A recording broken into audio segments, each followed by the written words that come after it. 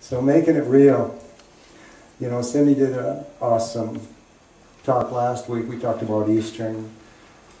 That journey that we're all taking to resurrect and ascend and everything. And a lot of times we might ask, yeah, that sounds really neat. What about me? You know, how can I do this? You know, what do I need to do? Yeah, Jesus was the Son of God. He was the divine.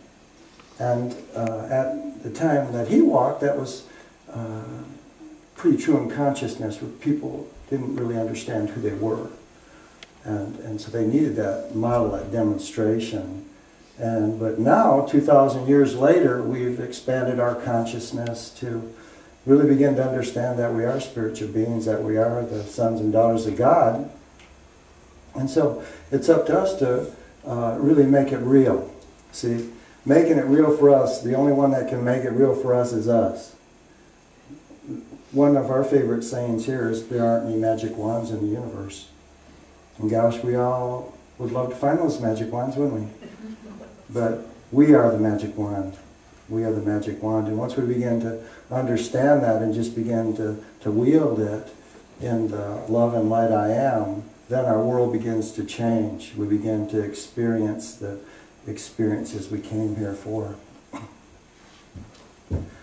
Did you ever stop to wonder why some of us walk and some of us fly? To look for the reason, what it might be, while some are in chains and others are free. The differences aren't that many, but what could turn the tide?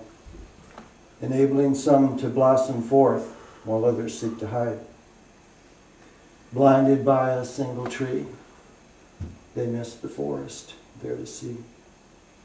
Shoulder to the grinding wheel, too busy, they forget to feel. To have a vision, 'tis a gift, allows us to break free and soar on wings of imagination and hope to be what we came to be. Did you ever stop to wonder why? And that's a question we can all ask ourselves. I think all of us ask the question, why am I here? What's life all about? What am I supposed to be doing? And that's a good question, because I don't think we ask that question till we start waking up. So it's a good question. And what we have to do when we ask that question is we got to go within. And that's where we'll get our answer, because everyone has a unique, individual answer. So we go within to get our answer. And what happens when we come to this land, sweet journey here, and we get lost in our journey and we lose our identity?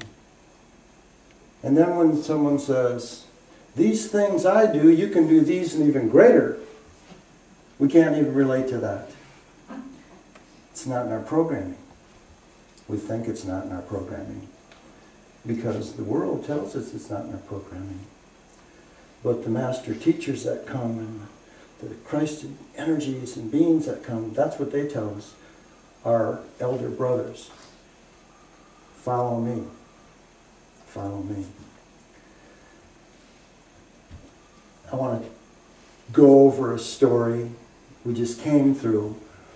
And I think if we begin to understand this story, we'll begin to understand our life a little bit better, and maybe how to navigate matter a little bit better.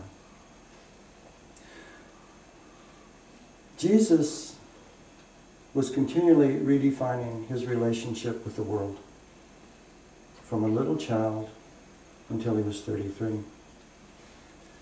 When he came back from the mystery schools and started his ministry, and last time I talked, I shared about the importance of John the Baptist supporting Jesus' ministry. And then when Jesus came to John and had John baptize him, after he was baptized, then the dove came down and landed on his head and said, "This is my son, in whom I'm well pleased." And then Jesus went out into the wilderness. And we know that story, don't we? The old story where he's tempted. And so he goes out into the wilderness. And why Jesus went out in the wilderness is because he knew that he had to create a new relationship with matter. He had to create a new relationship with the world. He had had a lot of training. He had mastered his body. He could appear and disappear. He really didn't need anything from the physical world. It was his turn to truly give now. And give in a way that man could understand. All man could understand. And so he had to go into his wilderness experience. And his question is, how do I present myself to the world? How do I present myself to the world?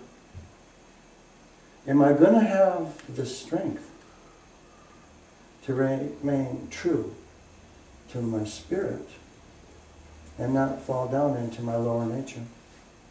To be able to stand forth as willing, sacrifice as teacher. And what will I say when people ask or demand a proof that I'm Messiah? So those are the questions that he wanted to really get answered within his consciousness, because he was about to embark on a powerful walk. And so he goes out into the desert, and the tempter comes. He says, if you're the Son of God, I know you can take these stones and turn them into bread. And he could. But Jesus said, so he's got to move into a right relationship with matter now. And he said, magic is no proof that you're Son of God. Even the magicians did magic in Pharaoh's kingdom. He said, people will know me by my words and my deeds. And then the second test, the tempter comes and said, you're the Son of God, and you've got God's angels watching over you. So why don't you just go downtown and climb up that tallest steeple and jump off? And then the angels will catch you and carry you down. And then they'll surely know that you're the Son of God. And he goes, I don't think I need to do that. He says, I'm going to start following the guidance. I'm going to follow my guidance and do what I am to do, not what the outer world seeks for me to do. And then the third tempter comes in and says, oh wow, you are so cool. You're the greatest teacher. You're a master healer. Start your own school and you'll be world famous and you'll be rich beyond compare. He did not come for this world. He said, my kingdom's not this world. So he didn't need fame and ambition, which are pretty good drivers in our world today. He says, no, I think I'll follow spirit. And so with those three tests or experiences that he went through, he really got an idea of how I'm going to present myself to the world. He was going to connect with God. And then he was going to act and speak like he was a Son of God. He was going to listen to that inner guidance. And when he said, God and I are one, that was the truth. So, what about us? How can we make it real for us?